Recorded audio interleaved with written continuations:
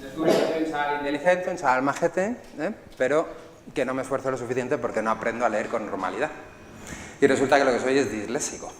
Y esta es mi primera experiencia dentro de la escuela, ¿no?, con dificultades de aprendizaje. Y entonces empecé mi trayectoria escolar y las personas que tenemos estas dificultades del neurodesarrollo vivimos una experiencia totalmente diferente en la escuela a la que viven las personas que no tienen problemas para el aprendizaje. Bueno, a lo largo de los años me han preguntado muchas veces y me han hecho muchas veces esta pregunta: ¿a qué me dedico? O me preguntan qué soy. Yo antes lo tenía muy claro, antes decía que me dedicaba a la logopedia y soy una persona que soy un logopeda y me dedico a reeducar niños con dificultades de aprendizaje. Luego la cosa fue avanzando, fui trabajando con otro tipo de problemas, con otros chavales con otras dificultades, y a estas preguntas yo respondía que era neuropsicólogo y me dedicaba a la reeducación de niños con dificultad de aprendizaje y ayudaba a los maestros a establecer metodologías para que minimizaran el impacto y las dificultades de estos niños dentro del aula.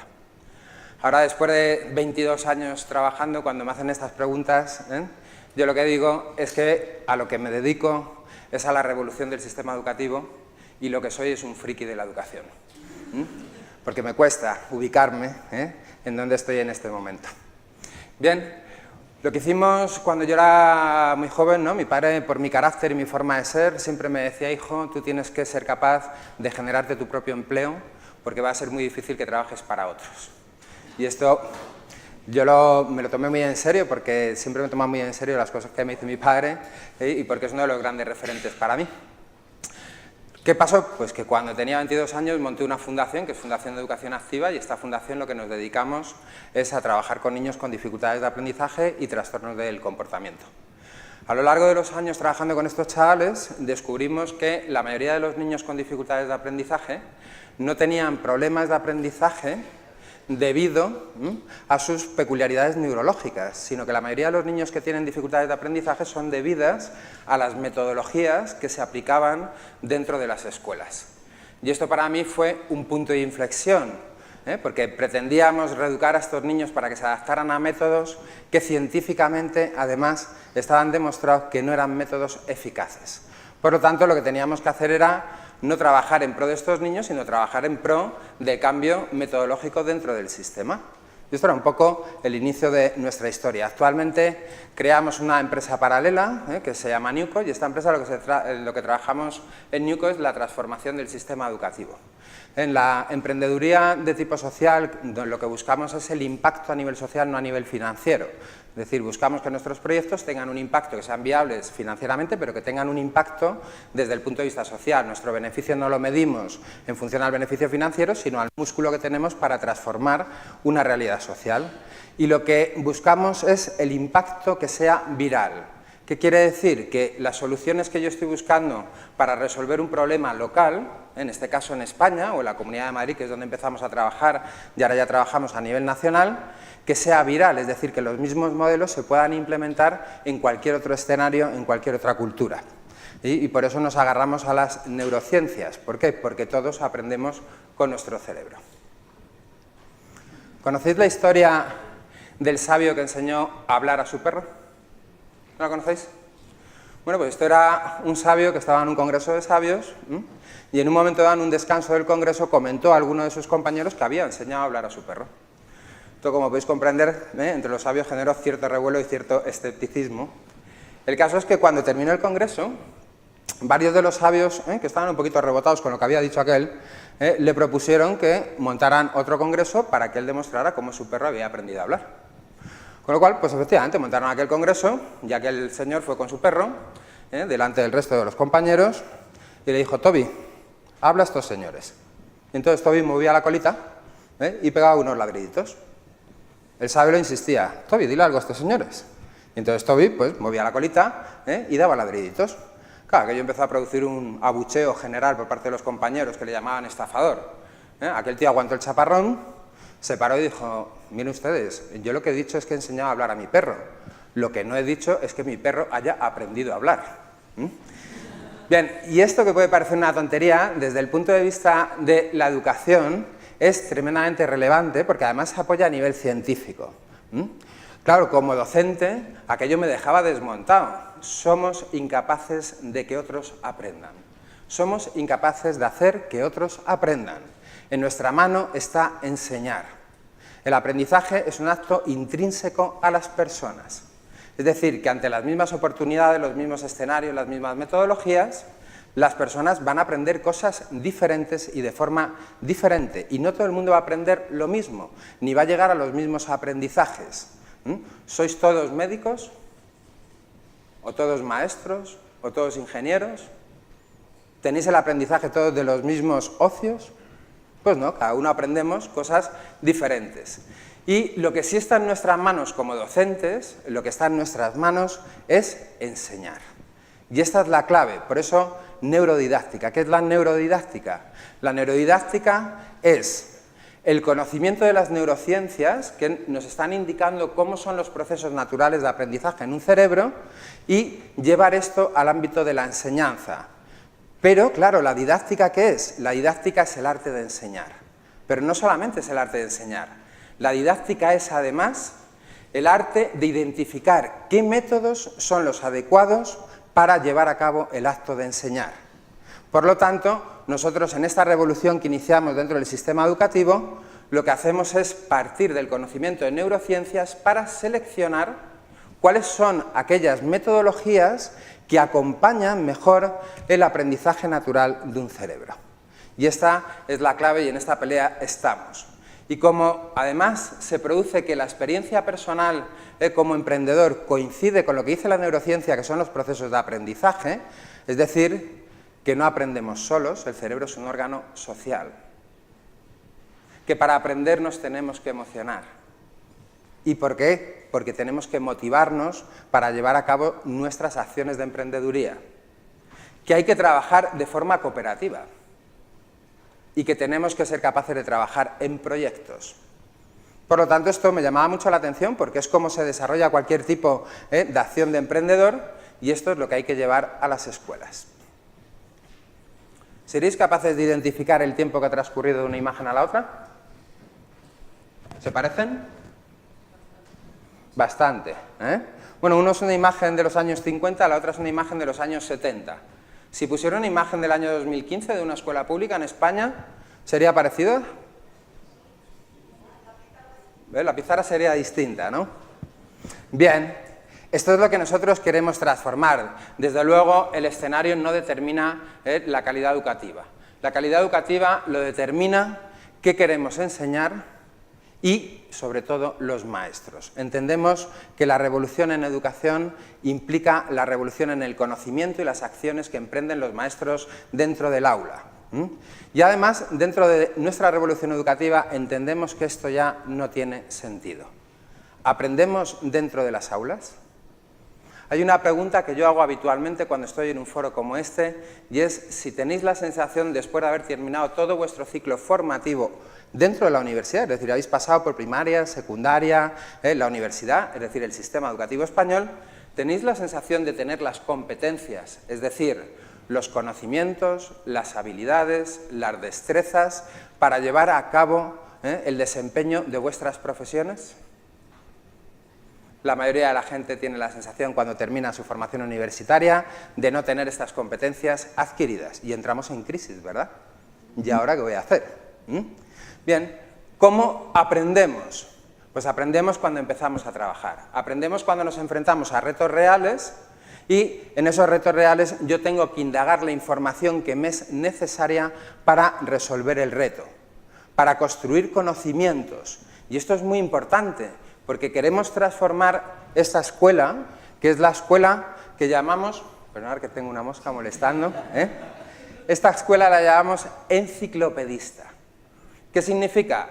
Maestros transmitiendo información, sujetos de forma pasiva siendo receptores de la información, actividades mecánicas de repetición, supuestamente para construir conocimientos, cuando en realidad sabemos que lo que construyen es aprendizajes mecánicos y memorísticos, y luego, después de un proceso de tiempo, volcar esos datos en un examen de 10 preguntas por escrito. Bien, sabemos que así no funciona la construcción de conocimiento. ¿Sabíais que Leonardo da Vinci tenía el acceso a la información en matemáticas que tienen hoy los niños de quinto de primaria en España? Bueno, pues el señor Leonardo da Vinci, el acceso a la información que tenía en el conocimiento, la información sobre matemáticas era equivalente a los niños de quinto de primaria en España. ¿Qué es lo que hizo Leonardo da Vinci? Bueno, la información no era lo relevante, como podéis ver. Lo que era realmente relevante son sus competencias, sus habilidades, sus destrezas, para, con esta información, hacer cosas útiles que resolvieran problemas reales. Y gracias a dos funciones que son determinantes en el cerebro, que es nuestra intuición y nuestra creatividad, ser capaces de resolver problemas reales a través de nuestra intuición y de nuestra creatividad.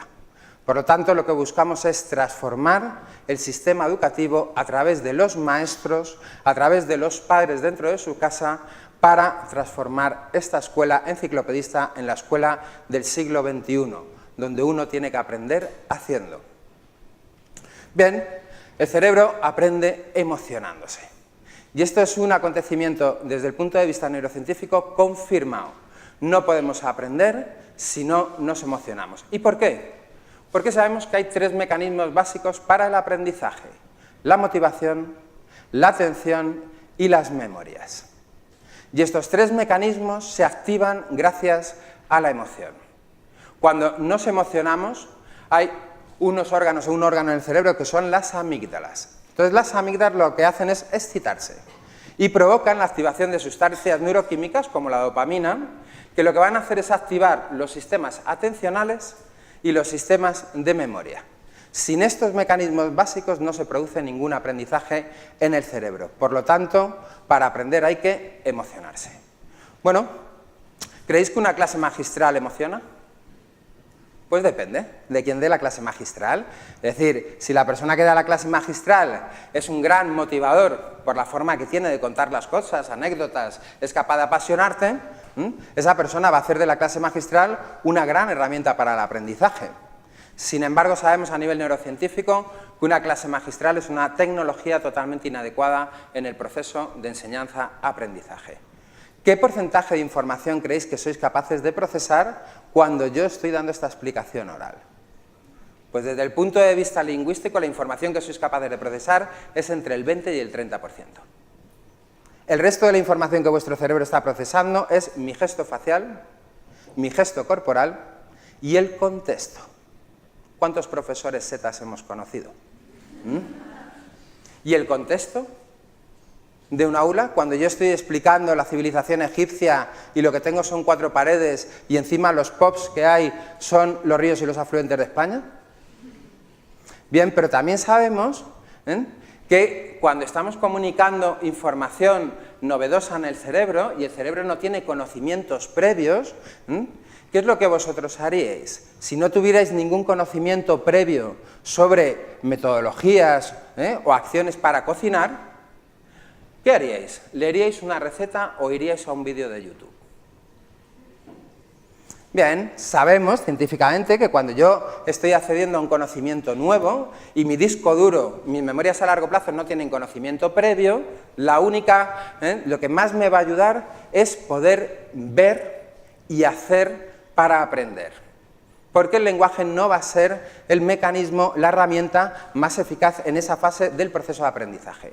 Por lo tanto, si estoy con niños en las fases donde estoy transmitiendo información que para ellos es novedosa, ¿qué es lo que dice la neurociencia que tengo que aplicar como metodología? Audiovisuales. Y tengo que generar contexto a través de audiovisuales, por lo tanto les pondríamos a lo mejor un viaje virtual en una pirámide egipcia o les pondríamos un documental sobre aquella época y acompañaríamos verbalmente porque también procesamos información verbal. Oye, pero ¿qué pasa si tuvierais ya un alto nivel de conocimiento sobre una materia? Y ya tenéis mucho conocimiento sobre procesos de cocina. ¿Iríais a leer la receta o al vídeo de YouTube? Pues mirad, cuando ya tenemos altos niveles de conocimiento sobre una materia, es decir, que el disco duro tiene mucha información con la que correlacionar la información que estamos recibiendo, entonces el cerebro va a trabajar principalmente desde el lenguaje y vamos a poder razonar y conceptualizar desde el lenguaje. Es decir, que en esa otra fase del proceso de aprendizaje, el audiovisual, la carga audiovisual, tiene menos relevancia. Bien, esto es lo que es la neuroeducación, entender cómo aprende el cerebro para seleccionar qué metodologías dentro de las secuencias del proceso de enseñanza, porque el aprendizaje está ahí, mi obligación es enseñar. Entonces, tenemos que hacer aquellas cosas que nos está indicando el conocimiento científico y no trabajar con métodos que creemos que funcionan sin haber validado y demostrar que aquello funciona. Bien, otra cosa que sabemos es que el cerebro aprende con otros y de otros. El cerebro es un órgano social. El cerebro es un órgano social y aprendemos gracias a otras personas. Y aprendemos con otras personas, por eso aprendemos en el trabajo. Y cuando yo me encuentro con un reto y puedo dialogar. Hay muchos especialistas que dicen que en la universidad se aprende más en la cafetería que en las aulas. Y se aprende más en el debate que se genera y en el diálogo que se genera con el resto de compañeros. Bueno, sabiendo esto, una de las cosas que defendemos a nivel metodológico es el aprendizaje por proyectos. ¿Pero quién es el que indica el proyecto? ¿El maestro? No, el proyecto tiene que ser seleccionado por el alumno, porque tiene que haber factor motivacional, con lo cual yo tengo que motivarte y emocionarte con lo que te quiero enseñar para que tú decidas lo que quieres aprender de lo que yo te quiero enseñar y que sean los alumnos que decidan qué proyectos van a llevar a cabo. Y esta es otra de las metodologías que sabemos que científicamente están validadas, intentamos trasladar a los maestros para trabajar con los niños en las escuelas. Y el cerebro aprende haciendo. ¿Conocéis a alguien que sepa hacer algo sin haberlo hecho 1000 veces? ¿Conocéis a alguien que sea experto en algo habiéndolo estudiado en un libro de texto? ¿O habiéndolo oído contar a otras personas? Las personas aprendemos haciendo. Es la única manera que conocemos en el que el cerebro aprende. Por lo tanto, tenemos que dejar de enseñar a los niños cosas que nunca hacen y tenemos que empezar a hacer cosas con los niños para que aprendan. Y además lo tienen que hacer de forma cooperativa, porque tenemos que trabajar a nivel cooperativo. Por lo tanto, en nuestra acción de revolución educativa entendemos que tenemos que bajar a las trincheras porque las guerras las ganan los soldados.